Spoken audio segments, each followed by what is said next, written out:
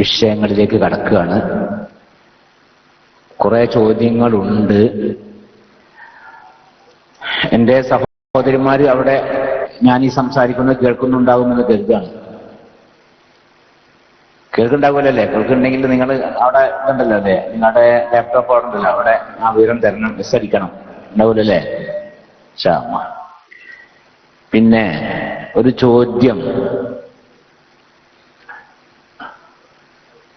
ഉസ്താദെ, കിണറ്റിൽ കുറച്ചു വെള്ളം ഉള്ളൂ, അതിൽ ഒരു പ്രാവിന്റെ ശവം കണ്ടു, കിണർ വറ്റിച്ചാൽ ബുദ്ധിമുട്ടാണ്, എന്ത് ചെയ്യണം?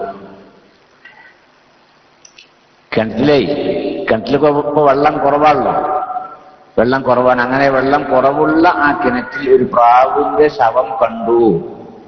ഇനി ആ വെള്ളം വറ്റിച്ചാലാണെങ്കിലോ അപ്പൊ ബുദ്ധിമുട്ട്, വെള്ളം പിന്നെ ഉണ്ടായി കിട്ടില്ല, ബുദ്ധിമുട്ടാണ്. അതിന് വേറെന്തെങ്കിലും മാർഗം ഉണ്ടോന്നാ അപ്പൊ ചോദ്യം. ആ വെള്ളം ശുദ്ധീകരിക്കാൻ, ആ കിണർ ശുദ്ധീകരിക്കാൻ വേറെന്തെങ്കിലും മാർഗം ഉണ്ടോ, അതാണ് ചോദ്യം. പിന്നെ നിങ്ങൾക്കറിയാലോ, 2 കൊല്ലത്തിനേക്കാളും താഴെ ഉള്ള വെള്ളമാണ് എങ്കിൽ, അതായത് സുമാർ 200 ലിറ്റർ, സുമാർ 200 ലിറ്ററിനേക്കാളും താഴെയാണ് വെള്ളം എങ്കിൽ വെറും നജസുമായി അത് കണ്ടുമുട്ടിയാൽ തന്നെ ആ വെള്ളം മുഴുവൻ നജസാകും. 2 കൊല്ലത്താണ് സുമാർ 200 ലിറ്റർ. 200 ലിറ്ററിനേക്കാളും താഴെയുള്ള വെള്ളമേ ഉള്ളൂ നിൽക്കുക. ആ വെള്ളത്തിൽ നജസ് വീണാൽ ആ വെള്ളം മുഴുവൻ നജസാകും. അതിന് അതിന്റെ നജസിന്റെ വാസന ഉണ്ടാവട്ടെ, നജസിന്റെ നിറം ഉണ്ടാവട്ടെ, ഉണ്ടാകാതിരിക്കട്ടെ, എങ്ങനെയാലും ശരി 2 കൊല്ലത്തിനേക്കാളും താഴെയാണ്, അതായത് 200 ലിറ്ററിനേക്കാൾ താഴെയാണ് വെള്ളം എങ്കിൽ ആ വെള്ളവുമായി നജസ് കണ്ടുമുട്ടിയാൽ തന്നെ, നജസ് അതിൽ വീണാൽ തന്നെ ആ വെള്ളം മുഴുവൻ നജസാകും. അതാണ്. നേരെ മറിച്ച് ആ പാത്രത്തിൽ അല്ലെങ്കിൽ ആ കിണറ്റില് 2 കൊല്ലത്തുണ്ട് വെള്ളം, അതായത് 200 ലിറ്റർ ഉണ്ട്, അല്ലെങ്കിൽ 200 ലിറ്ററിനേക്കാളും കൂടുതലുണ്ട്, എന്നാൽ അതിൽ നജസ് വീണത് കൊണ്ട് മാത്രം ആ വെള്ളം നജസാവൂല. പിന്നെ നജസാണ് എന്ത് വേണം?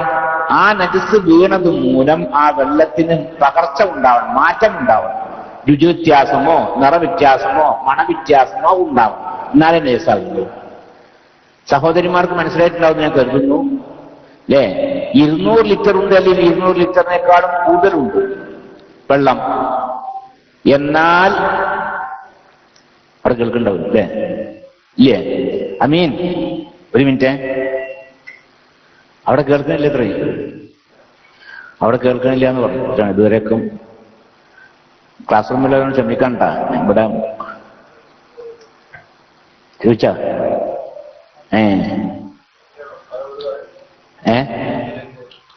ഇപ്പോ അവിടെ ചോദിച്ചു, ഞാൻ ചോദിച്ചു നോക്കും ഇവിടെ. അല്ല, അവിടെ കേൾക്കുന്നില്ലേ? അപ്പോ മനസ്സിലായല്ലോ സഹോദരിമാർ, മനസ്സിലാക്കണം. വെള്ളം 200 ലിറ്റർ ഉണ്ട്, അല്ലെങ്കിൽ 200 ലിറ്ററിനേക്കാൾ കൂടുതലുണ്ട്, എന്നാൽ അതിൽ നജസ് വീണത് കൊണ്ട് മാത്രം ആ വെള്ളം നജസാവുകയില്ല. പിന്നെ നജസാണ് എന്ത് വേണം? ആ വെള്ളത്തിൽ നിറവ്യത്യാസമോ അല്ലെങ്കിൽ രുചി വ്യത്യാസമോ അതല്ലെങ്കിൽ വാസനക്ക് വ്യത്യാസമോ ഉണ്ടാവണം, എന്നാലേ നജസാവും. അപ്പോൾ ഒരു 2 കൊല്ലത്ത് വെള്ളം, അതായത് 200 ലിറ്റർ വെള്ളമുണ്ട്, അങ്ങനത്തെ വെള്ളത്തിൽ എന്ത് ചെയ്തു? ഒരു നജസ് വീണ് ഒരു പ്രാവ് ചത്ത് കിടക്കുന്നുണ്ട്, അല്ലെങ്കിൽ പൂച്ച ചത്ത് കിടക്കുന്നുണ്ട്, അങ്ങനത്തെ നജസയിലുണ്ട്.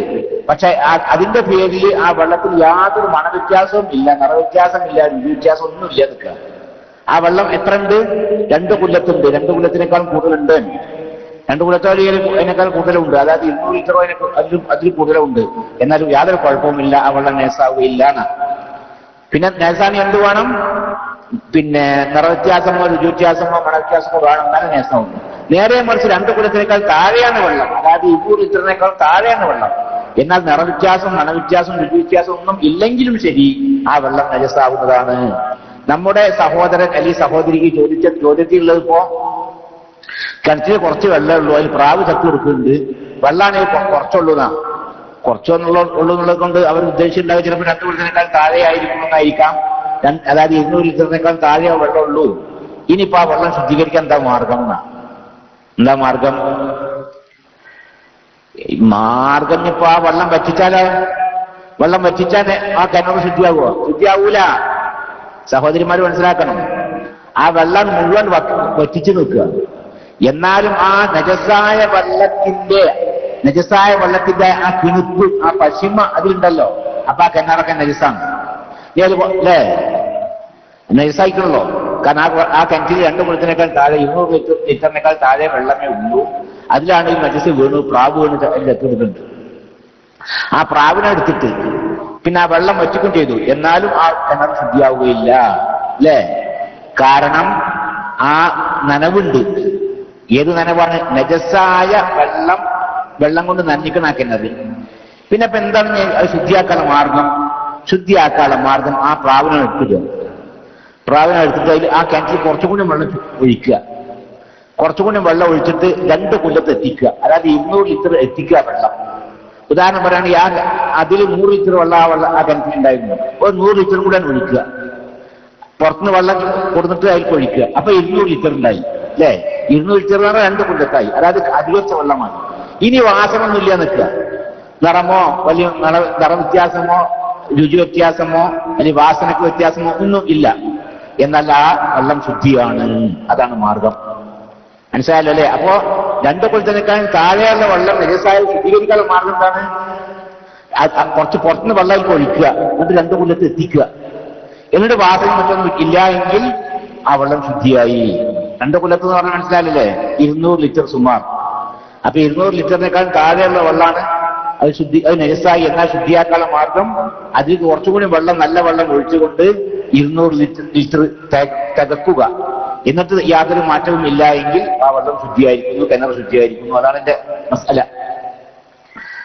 മനസ്സിലായില്ലേ? മറ്റൊരു ചോദ്യം എന്താണ്?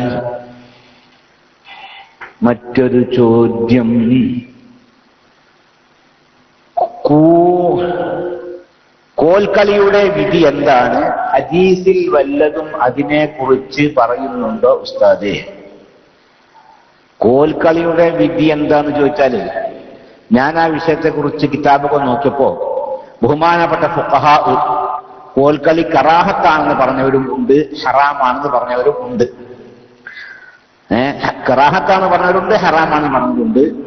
അപ്പോ ഇനിയിപ്പോ കറാഹത്താണെന്ന് പറഞ്ഞവരുടെ ആ വാക്ക് സ്വീകരിച്ചുകൊണ്ട് പിന്നെന്ത് ചെയ്യാം? കറാഹത്തല്ലേ ഉള്ളൂ എന്ന് വിചാരിച്ച് വേണമെങ്കിൽ കളിക്കാം. അതേ സമയത്ത് ഹറാമാന്ന് പറഞ്ഞവരും ഉണ്ട്. ഇപ്പൊ യുക്റഹു ഞാൻ പറയാം. യുക്റഹു കറാഹത്താക്കപ്പെടും അലൽ അസ്ഹി അൽദർബു ബിൽ ഖദീബി അലൽ വസാഇദി. തലയണ്ടൊക്കെ മേലെ ഈ വടി കൊണ്ട് ഇങ്ങനെ അടിക്കുക. തലന്റെ പാട്ടൊക്കെ പാടുമ്പോഴേ ഉണ്ടല്ലോ, നമ്മളിങ്ങനെ താളം പിടിച്ചിട്ട് പാട്ടൊക്കെ പാടുമ്പോ തലയുടെ മേലൊക്കെ വെള്ളം ഈ വടി തിരിഞ്ഞ് അടിച്ചുകൊണ്ട് പാട്ട് പാടുക. അതെന്താണ്? കറാഹത്താണ്. വമിൻഹു യുഖദു ഹില്ലു ദർബി ഇഹ്ദൈ റാഹതൈനി അലൽ ഉഖറ. പിന്നെ നമ്മുടെ കൈയിന്റെ ഉള്ളംകൈന്റെ ഒരു ഉള്ളംകൈ മറ്റേ ഉള്ളംകൈന്റെ മേലെ ഇങ്ങനെ അടിക്കലുണ്ടല്ലോ നമ്മൾ കൈയടി പാടുമ്പോഴൊക്കെ. അതിന്റെ ഒക്കെ വിധി ഇങ്ങനെ തന്നെയാണ്. വലൗബി ഖസ്ദിൽ ലഅബി, അതൊരു കളിയുടെ കരുത്തോട് കൂടിയാണെങ്കിലും ശരി അത് കറാഹത്ത് തന്നെയാണ്. എന്നാലും കറാഹത്തുള്ള ഹറാമല്ല എന്നർത്ഥം. വഇൻ കാന ഫീഹി നൗഉ തറബിൻ, അതിൽ ഒരു തരം താളം പിടിക്കലുണ്ട് നിൽക്കുക. എന്നാലും ശരി അത് ഹറാമല്ല, കറാഹത്താണ് എന്നാകുന്നു ഷെർവാനിയുടെ ഇബാറത്താണ് ഞാൻ വായിച്ചത്. എന്നാൽ ഇബ്നു ഹജർ ഹൈതമി പറഞ്ഞിട്ടുണ്ട് മക്റൂഹാണ്. അത് കളിക്കാണെങ്കിലും ശരി, ഞാൻ നേരത്തെ പറഞ്ഞ പോലെ തന്നെ. പിന്നെ വേറെ വഖാല ശൈഖുന റംലി ഇമാമിന്റെ അഭിപ്രായം അനുസരിച്ച് ഇന്നഹു ഹറാമുൻ, ഈ കോൽക്കളി അതുപോലെ ഇതൊക്കെ എന്താണ്, അതുപോലെ കൈയൊട്ടി പാട്ട് പാടുമ്പോഴൊക്കെ കൈയൊട്ടുക, അതൊക്കെ ഹറാമാണ് എന്നാണ് ആരുടെ അഭിപ്രായം? ഇമാം റംലി തങ്ങളുടെ അഭിപ്രായം. അപ്പൊ അതാണ്. അപ്പൊ ഹറാമാണ് അഭിപ്രായമുണ്ട്, കറാഹത്താണ് അഭിപ്രായം. കറാഹത്താണ് അഭിപ്രായം പിടിച്ചുകൊണ്ട് ഒരാൾക്ക് പിന്നെ അങ്ങനെ സ്വീകരിക്കുന്ന കൊണ്ട് വിരോധമൊന്നുമില്ല. അപ്പൊ അതാണ് പിന്നെ മസാല. കോൽക്കളിയുടെയും കൈയൊട്ടി പാടുന്നതിലൊക്കെ വിദ്യ അത് തന്നെയാണ്. ഷറഹുൽ ബഹജ. വേറെ ചോദ്യം. അസ്സലാമു അലൈക്കും. വലൈക്കും അസ്സലാം വറഹ്മത്തുള്ളാഹി. അൽ ഉർവത്തുൽ വുസ്ഖാ എന്ന് പേര് വെക്കപ്പെട്ട ഗ്രന്ഥം ഏതാ? ഇതൊക്കെ കിസ് മത്സരത്തിലെ ചോദ്യത്തോണ്ട്. അൽ ഉർവത്തുൽ വുസ്ഖാ പേര് വെക്കപ്പെട്ട ഗ്രന്ഥം ഏതാണെന്ന്. എന്നാൽ ശരി, അത് ഖുർആനാണ്. ഈ കിസ് മത്സരത്തിലാണ് ചോദ്യം, ഇവിടെ ചോദിക്കരുതേ. അതൊക്കെ വളരെ പ്രയാസകരമായ ചോദ്യങ്ങളൊക്കെ ആയിരിക്കും. ഇവിടെ നമ്മുടെ അങ്ങനത്തെ വിഷയമല്ല. ഇവിടെ ഇത് ഒരു മസലാപരമായ, അതായത് പിന്നെ നിസ്കാരത്തിന്റെ, നോമ്പിന്റെ, സക്കാത്ത്, ഹജ്ജ് പോലെയുള്ള ശുദ്ധീകരിക്കൽ, തയമ്മം ചെയ്യുക, ഇങ്ങനെയൊക്കെയുള്ള വിഷയങ്ങളുണ്ടല്ലോ. അങ്ങനത്തെ മസല ചോദിക്കുന്ന സമയമാണ്. അതുകൊണ്ട് ഏതായാലും ശരി, അതിന്റെ ഉർവത്തുൽ ഉസ്ക എന്ന പേരിലുള്ള ഗ്രന്ഥം വിശുദ്ധ ഖുർആനാണ്. അത് ഫസ്സറഹ ബഅദുൽ മുഫസ്സിരീന ബിലാ ഇലാഹ ഇല്ലല്ലാഹ്. ഉർവത്തുൽ ഉസ്ക കൊണ്ട് ഉദ്ദേശിക്കുന്നത് ലാ ഇലാഹ ഇല്ലല്ലാഹ് ചില മുഫസ്സിരീങ്ങൾ പറഞ്ഞിട്ടുണ്ട്. വഖാല ആഖറൂന ഹിയൽ ഈമാൻ, അതുകൊണ്ട് ഉദ്ദേശിക്കുന്നത് ഈമാനാണ് അഭിപ്രായം.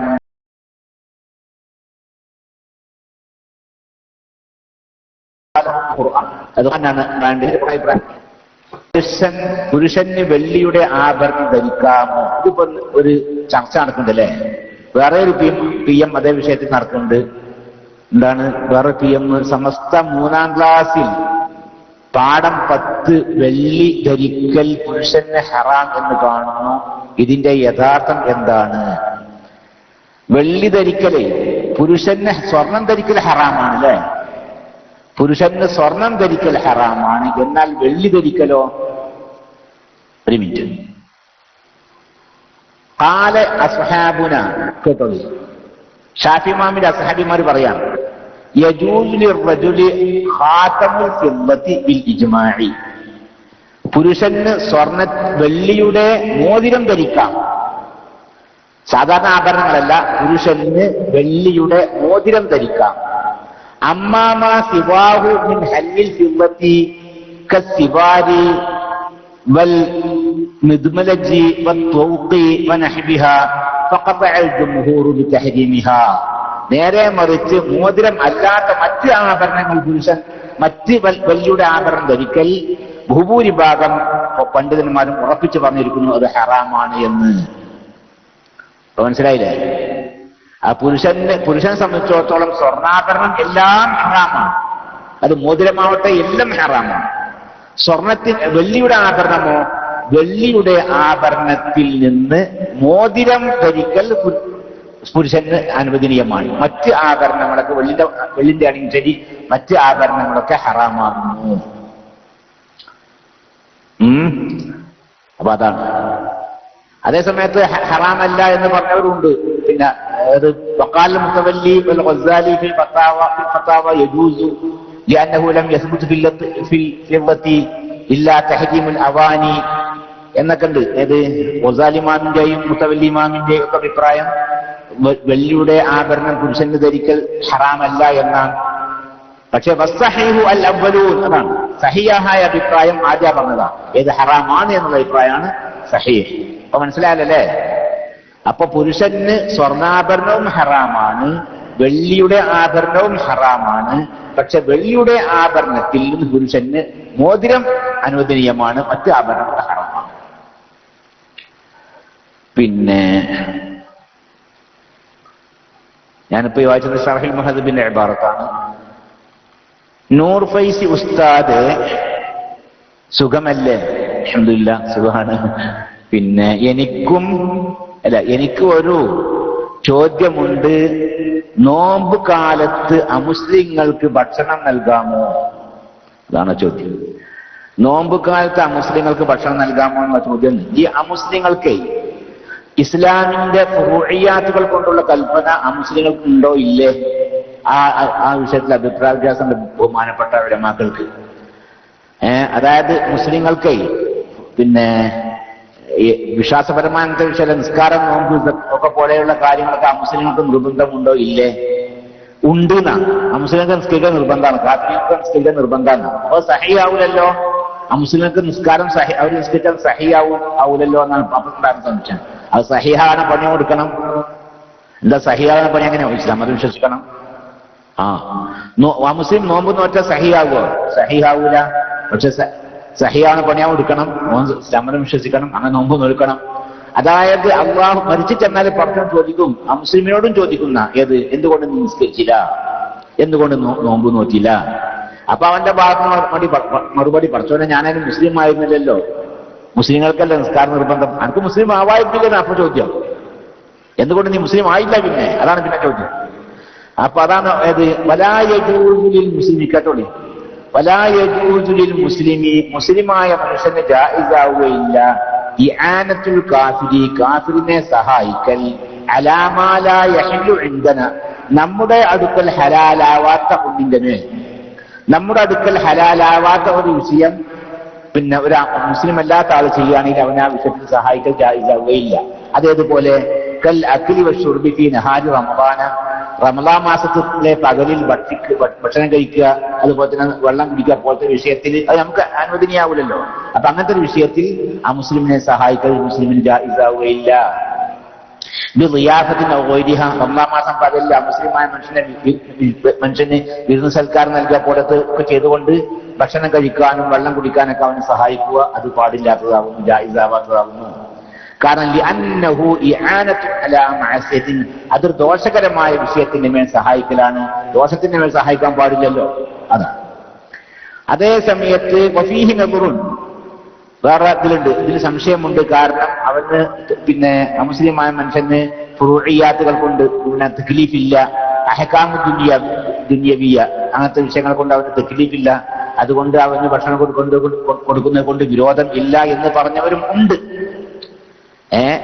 മുഅ്തമദായ അഭിപ്രായം, പ്രബലമായ അഭിപ്രായം ആ മുസ്ലിമിന് റമളാൻ മാസത്തിൽ പകലിൽ ഭക്ഷണം കൊടുക്കാൻ പാടില്ല, വെള്ളം കൊടുക്കാൻ പാടില്ല, മുസ്ലിമിന് കൊടുക്കാൻ പാടില്ലാത്ത പോലെ തന്നെ എന്നാണ് പ്രബലമായ അഭിപ്രായം. എന്നാൽ അല്ല, അവന് പിന്നെ കൊടുക്കണ വിരോധമില്ല എന്ന അഭിപ്രായം ഉണ്ട് എന്നർത്ഥം. അപ്പൊ ഇനിയിപ്പോ ഒരാളതിനെ കൊടുത്തു നിൽക്കുക, അപ്പോ അവനെ വല്ലാതെ ആക്ഷേപിക്കേണ്ട ആവശ്യമില്ല എന്നർത്ഥം. വേറെ ഉസ്താദെ, ഞാൻ ഒരു സാധനം വാങ്ങാൻ ഒരാളെ വക്കാലത്താക്കി, അയാൾ ഞാൻ സമ്മതിച്ചു എന്ന് പറയണോന്ന് അത് പറഞ്ഞോണമെന്നില്ല.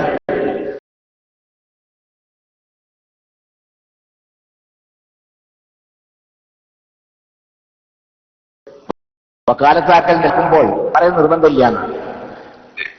പിന്നെ ഞാൻ സ്വീകരിക്കൂല എന്ന് പറയാതിരുന്നാൽ മതി, ഞാനത് സ്വീകരിച്ചിട്ടില്ല എന്ന് പറയാതിരുന്നാൽ മതി. അവന്റെ മൗനുണ്ടല്ലോ അത് സമ്മതം ആയിട്ട് കണക്കാക്കപ്പെടുന്നതാണ്.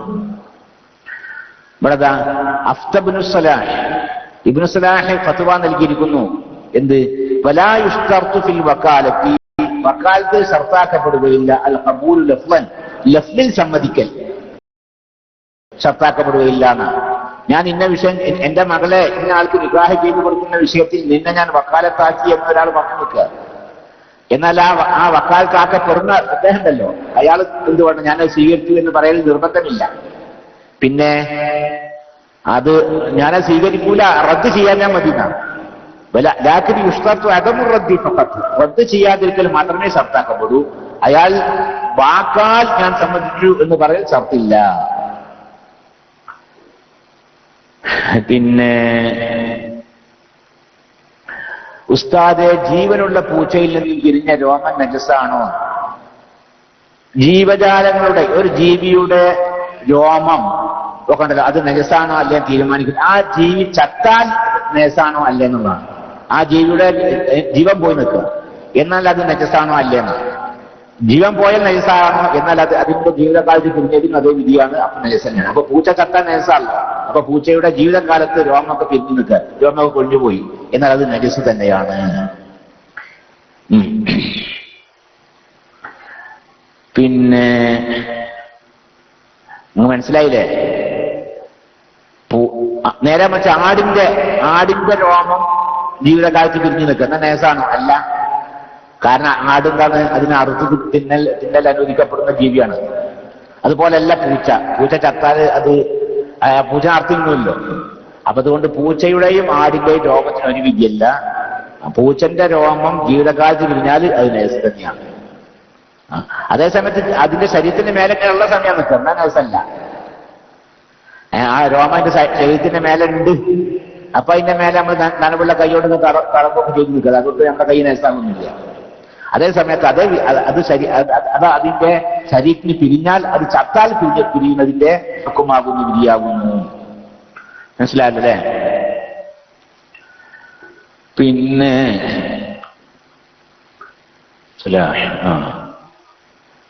പിന്നെ ഒരു ചോദ്യം ഇവിടെ. ഉസ്താദെ, പിതാവ് മരിച്ച പെൺകുട്ടി പിതാവ് മരിച്ച പെൺകുട്ടി സഹോദരന് നിക്കാഹിന് സമ്മതം കൊടുത്തിരുന്നു, ആ വിവരം സഹോദരന് ലഭിക്കുന്നതിന്റെ മുമ്പ് സഹോദരൻ നിക്കാഹ് ചെയ്തു കൊടുത്താൽ ശരിയാകുമോ എന്നാണ് ചോദ്യം. മനസ്സിലായപ്പോ നമുക്ക് പിതാവ് മരിച്ചു, പിതാവാണ് മുജിബിറായ വലിയാണ്, ഈ പെണ്ണിന്റെ സമ്മതമില്ലെങ്കിലും എന്ത് ചെയ്യാം, വിവാഹം കഴിക്കാം അല്ലേ, ആർക്ക് കെട്ടിച്ചു കൊടുക്കാം. പിതാവാണെങ്കിൽ വലിയ പിതാവ് ഒക്കെ ആണെങ്കിൽ, പിതാവിന്റെ പിതാവ് അങ്ങനെയൊക്കെ ആണെങ്കിൽ അവർക്ക് എന്ത് ചെയ്യാം, അവർക്ക് മുജിബിറായ വലിയാണ്. മുജിബിറായ വലി എന്ന് പറഞ്ഞാൽ പെണ്ണിന്റെ സമ്മതം ഇല്ലാതെയും വിവാഹം ചെയ്തു കൊടുക്കാനുള്ള അധികാരം അവർക്കുണ്ട്. നേരെ മറിച്ച് സഹോദരനാ നിൽക്കുക, സഹോദരൻ കെട്ടിക്കാണെങ്കിൽ പിതാവില്ല, പിതാവ് വെച്ചിരുന്നു, പിന്നെ ആ കുട്ടിനെ കെട്ടിക്കുന്നത് ആരാണ്, ആ കുട്ടിയുടെ സഹോദരൻ ആങ്ങളെ. എന്നാലോ ഇവളെ സമ്മതം വേണം. എന്താ തമ്മിൽ വ്യത്യാസം? വ്യത്യാസം എന്ന് പറഞ്ഞാലേ, വാപ്പ എന്ന് പറഞ്ഞാല് വാപ്പ ഈ അവളെക്കാളും അവൾക്ക് ഗുണം ആഗ്രഹിക്കുന്ന ആളാണ് അവളുടെ വാപ്പ അല്ലേ. പെൺകുട്ടികൾ അവരുടെ സ്വന്തം ശരീരത്തിന് ആഗ്രഹിക്കുന്ന ഗുണത്തിനേക്കാളും കൂടുതൽ ഗുണം ആഗ്രഹിക്കുന്ന വാപ്പാണ്. അപ്പൊ വാപ്പ ആർക്കെങ്കിലും കുട്ടി കെട്ടിക്കൊന്നില്ല, എന്റെ കുട്ടി കഷ്ടപ്പെടരുത്, എന്റെ കുട്ടിയോട് നല്ല അനുയോജ്യമാണോ എന്നൊക്കെ ശ്രദ്ധിച്ചിട്ടാണ് വാപ്പ വിവാഹം കെട്ടിച്ചു കൊടുക്കുക. ചില വാപ്പാരങ്ങനെ ഇത് ചെയ്യൂലെന്നല്ല, ഭൂരിഭാഗം വാപ്പാരും അങ്ങനെ ചെയ്യുള്ളൂ. എന്റെ കുട്ടി കഷ്ടപ്പെടരുത്, അവൾക്ക് അനുയോജ്യമായ ഭർത്താവായിരിക്കണം, അവരെ സ്നേഹിക്കുന്നവനായിരിക്കണം എന്നൊക്കെ ആഗ്രഹിക്കുന്ന ഒരു ആളെ കൊണ്ട് സ്വന്തം പിതാവ് പിന്നെ വിവാഹം ചെയ്ത് കൊടുക്കുള്ളൂ. അപ്പൊ അതുകൊണ്ട് തന്നെ പിതാവിന്റെ പിതാവ് പോലെയുള്ള മുജിബിറായ വലിയ അവർക്ക് അവളുടെ സമ്മതം കൂടാതെ തന്നെ അവൾ നിക്കാഹ് ചെയ്ത് കൊടുക്കാനുള്ള അധികാരമുണ്ട്. അത്ര താല്പര്യം ഉണ്ടായിക്കോളുന്നില്ല, വാപ്പാക്ക് അത്ര താല്പര്യം ഉണ്ടായിക്കോളുന്നില്ല ആർക്ക്, ആങ്ങളക്ക്. അപ്പൊ ആങ്ങളെ വിവാഹം ചെയ്ത് കൊടുക്കുമ്പോൾ അവളെ സമ്മതം വേണം. ഇന്ന ആളെ കൊണ്ട് നിന്നെ വിവാഹം ചെയ്ത് കൊടുക്കുന്ന നിനക്ക് സമ്മതമാണോ എന്ന് അവളോട് ചോദിക്കണം. അവളുടെ സമ്മതത്തോട് കൂടി ആങ്ങളെ വിവാഹം ചെയ്ത് കൊടുക്കാൻ പറ്റുള്ളൂ, നിക്കാഹ് കൊടുക്കാൻ പറ്റുള്ളൂ. ഇവിടെ ചോദ്യം തെറ്റണ്ട. ഇവിടെ ചോദ്യം പിന്നെ ആങ്ങളുടെ സമ്മതം ഉണ്ട്, അല്ല ഇവളുടെ സമ്മതം ഉണ്ട്. പക്ഷെ ഇവളുടെ സമ്മതം ഉണ്ട് എന്ന് ഇവൻ അറിയുന്നതിന് മുമ്പായിട്ട് ഇവൻ നിക്കാഹ് ചെയ്ത് കൊടുത്തു. അതിന് ഉദാഹരണം പറയാണ്, ഇവൻ ഗൾഫിലാണ്, ഈ കുട്ടിനെ കെട്ടുന്ന പുതിയാപ്പിളയും ഗൾഫിലാണ്. അങ്ങനെ അവിടെ വെച്ച് നിക്കാഹ് ചെയ്ത് കൊടുക്കുന്നത്. അങ്ങനെ ഇവളോട് സമ്മതം ചോദിക്കാൻ വേണ്ടി ഒരാളെ ഏൽപ്പിച്ചിരുന്നു, എന്ന ആളെ കൊണ്ട് ഇവിടെ കെട്ടിച്ചു കൊടുക്കണം, അത് അവൾക്ക് സമ്മതം ഉണ്ടോ ഇല്ലയോ കാര്യം നീ ഒന്ന് അന്വേഷിക്കാന്ന് പറഞ്ഞിരുന്നു. അയാൾ അന്വേഷിച്ചപ്പോൾ അവൾ പറഞ്ഞ എനിക്ക് തൃപ്തി തന്നെയാണെന്ന് പറഞ്ഞു ചെയ്തിരുന്നു. പക്ഷെ ആ വിവരം ആരറിഞ്ഞിട്ടില്ല, ഈ ആങ്ങളെ അറിഞ്ഞിട്ടില്ല. എന്റെ സഹോദരി ഇവളെ വിവാഹം ചെയ്ത് കൊടുക്കുന്നത് അവൾക്ക് തൃപ്തിയാണ് എന്ന സമ്മതമാണെന്നുള്ള വിഷയം ആരറിഞ്ഞിട്ടില്ല, ഈ സഹോദരൻ അറിഞ്ഞിട്ടില്ല. അവിടെ നിക്കാഹ് ചെയ്ത് കൊടുക്കുന്ന സമയത്ത് അറിഞ്ഞിട്ടില്ല. അറിയുന്നതിന് മുമ്പ് തന്നെ അവൻ അവിടെ നിക്കാഹ് ചെയ്ത് കൊടുത്തു. അത് ശരിയാകുമോ എന്നാണ് ചോദ്യം. ശരിയാകും എന്നാണ് മറുപടി. എന്താ അത് നിക്കാഹിന്റെ ഇടപാട് നടക്കുന്നതിന് മുമ്പ് ഇവൾ സമ്മതം കൊടുത്താൽ മതി. ആ സമ്മതം കൊടുത്തു എന്ന വിഷയം നിക്കാഹ് ചെയ്തു കൊടുക്കുന്ന ആൾ അറിഞ്ഞോളം എന്നില്ല.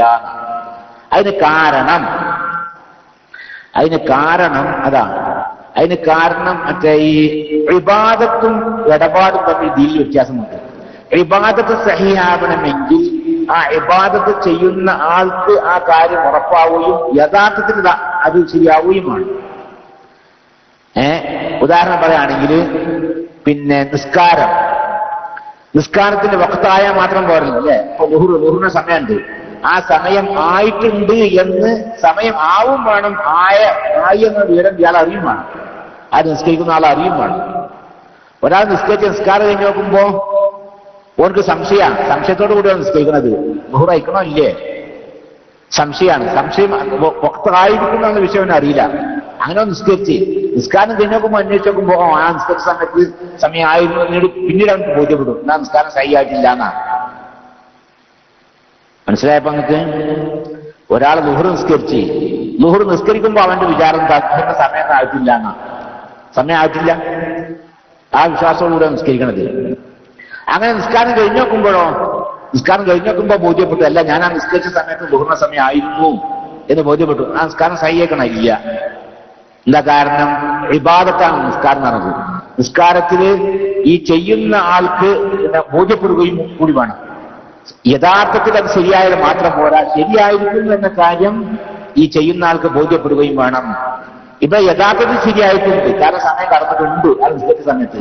പക്ഷെ അത് ബോധ്യപ്പെട്ടിട്ടില്ല, ആർക്ക് നിസ്കരിച്ച ആൾക്ക് അത് ബോധ്യപ്പെട്ടിട്ടില്ല, അതുകൊണ്ട് നിസ്കാരം സഹിയാവുക. നേരെ മറിച്ച് അതുപോലെയല്ല ഇടപാട് കാര്യം ശരിയായാൽ മതി, അത് നടത്തുന്ന ആൾക്ക് ശരിയായിരിക്കുന്നു എന്ന കാര്യം ബോധ്യപ്പെടണം എന്നില്ല എന്നാണ്. അപ്പോ നിക്കാഹിന്റെ ഷർത്താണ് ഏത്? സഹോദരനാണ് വിവാഹം ചെയ്തു കൊടുക്കുന്നതെങ്കിൽ പെണ്ണിന്റെ സമ്മതം വേണം, ഈ സഹോദരിയുടെ സമ്മതം വേണം, അത് എന്റെ നിബന്ധനയാണ്. പക്ഷെ ഇവിടെ സമ്മതം ഉണ്ടായിട്ടുണ്ട്.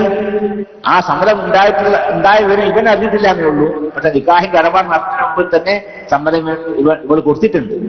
അപ്പൊ അത് മതി. ഉദാഹരണം പറയുകയാണെങ്കിൽ ഞാനൊരു കാര്യം പറയാം. ഉദാഹരണം പറയുന്നത്, ഒരാള് വേറൊരാളുടെ സാധനം വിറ്റാൽ മുതൽ വിൽപ്പന സഹിയാവൂലല്ലോ.